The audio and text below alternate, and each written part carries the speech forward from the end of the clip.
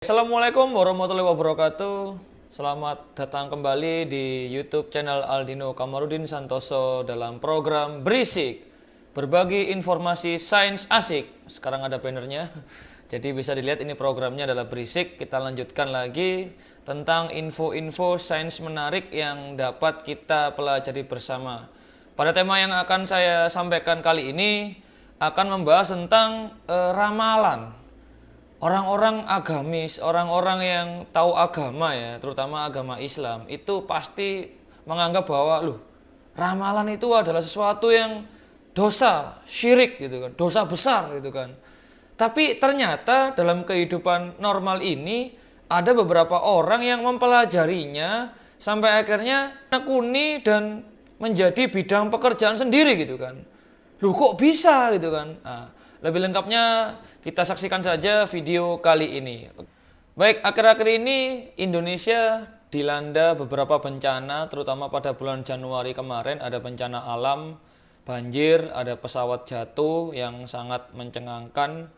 Dan seperti biasa, orang-orang Indonesia selalu mengait-ngaitkan beberapa kejadian tersebut dengan berbagai hal, terutama adalah tentang klinik, mistis, atau yang paling viral adalah tentang ramalan, dan terutama tentang ramalan Mbak Yo ini ya, yang tiba-tiba langsung booming dengan hashtag Mbak Yo ini. Ternyata saya bisa melihat bahwa Mbak Yo ini dibicarakan banyak orang selama kurang lebih bulan Januari kemarin, karena beliau mengeluarkan statement tertentu yang dikait-kaitkan dengan kejadian pada tahun 2021, termasuk tentang pesawat jatuh, yaitu yang Sriwijaya Air pada bulan Januari kemarin. Baik, ini ramalan yang viral, dan kita mungkin membahas ramalan itu apa. Dalam Google itu ada ramalan atau divination, adalah usaha-usaha untuk memperoleh pengetahuan atas pertanyaan atau situasi melalui cara-cara okultisme atau ritual tertentu. Sangat-sangat klinik, sangat-sangat mistis, gaib, dan sebagainya. Lalu kita lihat pada reaksi dari beberapa orang. Ini ada netizen yang biasa, ada juga yang paling keras adalah tentang ya reaksi-reaksi dari pemuka agama ya. Terutama saya yang lihat kontennya, yaitu salah satu influencer yang saat ini lagi naik daun, yaitu Deddy Corbuzier gitu kan, yang bereaksi terhadap konten dari Mbak Yu tersebut sampai masuk podcastnya gitu. Artinya Mbak Yu ini diundang. Lalu saya lihat ini dari salah satu updatean status murid di Instagram. Jadi detik ini Indonesia ini lagi kacau, Indonesia ini lagi nangis gitu, lagi nangis. Pesawat jatuh, banjir, beberapa tokoh meninggal, polarisasi, ditambah keluar sebuah ramalan yang mengatakan akan terjadi kericuhan, penjarahan tahun 2021. Maksud Anda apa? Pertama, itu bohong. Saya bilang itu bohong. Ramalan Anda bohong. Kalau Anda mau ngeramal artis-artis ya silakan lah. Kalau mau ngeramal yang lain ya udahlah. Kenapa saya berani bilang bohong? Dan kenapa saya nggak takut bilang gitu? Di agama saya sekarang itu nggak boleh percaya begituan. Itu di agama saya sekarang. Di agama saya yang kemarin nggak boleh juga percaya hal seperti itu. Nah, saya mau tanya, orang-orang yang percaya seperti ini agamanya apa ya? Yang percaya hal-hal ramalan seperti ini agamanya apa? Tapi saat ini, oke, menarik pernyataan dari Deddy Corbuzier barusan, yaitu ramalan ini di agamanya dia sekarang, yaitu Islam ya.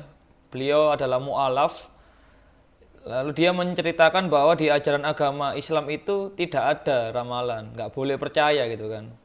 Bahkan ada juga, kalau nggak salah di sini ada yang mengutip ayat lah ini di agama Islam. Nah, ini ada Quran surat An-Nisa ayat 48. Allah tidak mengampuni dosa syirik, dosa paling besar itu ya, tidak akan mengampuni dosa syirik, dan dia mengampuni segala dosa selain syirik. Ya, ini dalam ditinjauan dalam sisi agama. Dan Deddy Corbuzier tadi juga bilang bahwa agama dia sebelumnya, artinya agama sebelum masuk Islam, di agama lain juga ternyata tidak ada seperti itu gitu kan. Agama dia sebelumnya kalau nggak salah Katolik ya, atau Kristen ya. Pokoknya agama selain Islam ya juga nggak ada. Dan beliau terakhir statementnya adalah, agama apa yang percaya pada hal-hal begituan, yang tentang ramalan-ramalan seperti itu gitu kan. Nah, menarik ya. Oke, sekarang kita masuk juga. Oke, ramalan ini membuat netizen merinding gitu kan. Terus ada banyak ya. Selain Mbak Yu pun kita juga sempet heboh dengan banyak hal tentang ramalan ya. Zaman dulu yang terkenal adalah Mama Lauren atau ya tokoh-tokoh yang meramal Indonesia bakal seperti ini, seperti itu gitu kan. Dan dikait-kaitkan tiap peristiwa-peristiwa besar terus dikait-kaitkan gitu kan. Padahal dalam hukum ya, dan ini saya juga browsing hukum ramalan dalam Islam ya. Ini ada zodiak dan sebagainya. Lah ini. Oke, ini artinya adalah dari sisi agama, dari sisi sains pun ramalan itu juga abu-abu ya. Dia nggak jelas. Tadi ada praktek okultisme atau gaib atau apa tadi ya, dari ritual. Wah, ini ritual ini seperti apa ya? Walaupun di Indonesia itu masih banyak daerah-daerah di pelosok atau di daerah tertentu yang masih menganut kepercayaan-kepercayaan seperti itu ya. Tapi kita sekarang hal tersebut didekati secara ilmiah gitu kan. Dan sepengetahuan saya masih belum ketemu ramalan yang sifatnya apa tadi, nggak ada jeluntrungannya, maksudnya nggak ada teorinya, belum ketemu ini dalam sains. Tapi di sini saya akan ngomong ada sebuah pelajaran atau sebuah kuliah atau pendidikan yang mengajari tentang teknik peramalan. Wah, ini gimana nih? Oke, kita coba di Google. Teknik peramalan. Nah, tapi ada kata kuncinya ya, sistem informasi. Karena saya tahu banget ini teknik peramalan ini ada dalam mata kuliah sistem informasi. Oke, kita lihat sekarang. Oh, ternyata ada di UKSW, ada di Polinema, ada di mana nih? Dunia Industri. Dah, macam-macam ya ternyata ya. Oke, kita lihat sekarang. Oke, kita lihat ternyata di jurnal, bahkan masuk jurnal. Berarti teknik peramalan ini adalah sesuatu yang ilmiah gitu kan. Nah, ini misalkan mata kuliah teknik peramalan ada ternyata. Dan ada di salah satu jurusan di perguruan tinggi saya dulu. Saya dulu di Fakultas Sains dan Teknologi, jurusan Biologi, UNER. Dan ada jurusan sistem informasi. Ternyata di sistem informasi ini, di websitenya si.fsd.uner.ac.id, ada silabus mata kuliah teknik peramalan. Wah, ini berarti ngajari ngeramal-ngeramal mahasiswanya. Iya, ngajari, tapi pakai teknik. Lah, ada 3 SKS, ada persyaratnya statistika dasar itu kan. Wah, ternyata di dalamnya ini ada banyak teori-teori yang berlaku. Maksudnya teknik peramalan di sini itu bukan seperti peramalan yang dibahas di awal tadi. Kalau dibahas di awal tadi itu nggak jelas, teori dasarnya nggak jelas. Cuma sekedar apa tadi, ritual-ritual atau mungkin makhluk gaib atau mungkin sesuatu yang tidak secara ilmiah atau dibuktikan dengan pembuktian dasar ilmiah lah. Sedangkan ini teknik peramalan ini ada ilmiahnya, yaitu adalah dasar-dasar peramalan kuantitatif berhubungan dengan angka. Metode perata-rataan average, metode pemulusan eksponensial, eksponen itu meningkat. Lalu ada metode lainnya, ada regresi. Wah, ini udah istilah-istilah IT tingkat tinggi ya. Oke, artinya beda ya peramalan yang ilmiah, teknik peramalan dalam kuliah, dalam pelajaran, dalam pendidikan dengan peramalan yang tidak ada dasar teorinya tadi. Nah, kita lihat lagi. Ternyata selain sistem informasi di UNER, di universitas lain juga ada. Di Universitas Diponegoro. Ini malah jadi abstrak, jadi jurnal. Ya, dan banyak ya, skripsi paling sudah ada ya. Ini juga ada dalam dunia industri. Artinya peramalan ini juga dipakai dalam kehidupan sehari-hari sebenarnya. Bahkan kalau kalian mungkin ada di pelaku ekonomi, ada prediksi saham. Kalau nggak salah tadi saya browsing teknik dasar peramalan saham. Nah, di sini ternyata ada, kan saham kan naik turun, ada yang kebetulan sesuai dengan kondisi politik, ekonomi, geografi. Nah, ternyata bisa diramalkan atau teknik peramalan. Termasuk tadi saya iseng prediksi cuaca. Lah di sini berarti cuaca ini kan sering tuh di HP aja ada cuaca besok di Balikpapan, cerah, berawan, mendung, jam sekian hujan. Pertanyaannya, apakah kalau kita percaya seperti itu dosa gitu kan? Nah, ini repot ini. kalau masalah dosa ini nanti ngomongnya sama ahli agama. Tapi saya yakin aplikasi yang ada di HP, di Android, di HP kalian ini yang menunjukkan sesuatu ramalan cuaca itu pakai metode ilmiah, pakai teori-teori yang kuat. Nah, ini di sini ada 4 cara alat untuk memprediksi cuaca tanpa alat ramalan. Nah, ada dapur BMKG. Oke, saya masuk ke BMKG. Ternyata Badan Meteorologi dan Geofisika itu ya pakai teknik peramalan. Tapi peramalan di sini itu bukan berarti ramalan yang tadi, tapi di sini lebih ke arah prediksi. Prediksi itu bisa meleset juga, bisa benar, tapi hampir pasti benar. Kenapa? Pakai data. Oke, memprediksi cuaca jelas pakai data. Datanya apa saja? Ya banyak. Ada mungkin kelembapan, terus suhu harian dan sebagainya. Lagi ada macam-macam ya. Ternyata ada memonitor curah hujan, pergerakan awan, jenis awan itu menentukan prediksi cuaca gitu kan. Misalkan awannya kok tebal, terus kok awan tebal itu awannya jenuh, mengandung banyak uap air, udah kan bisa dipantau tuh.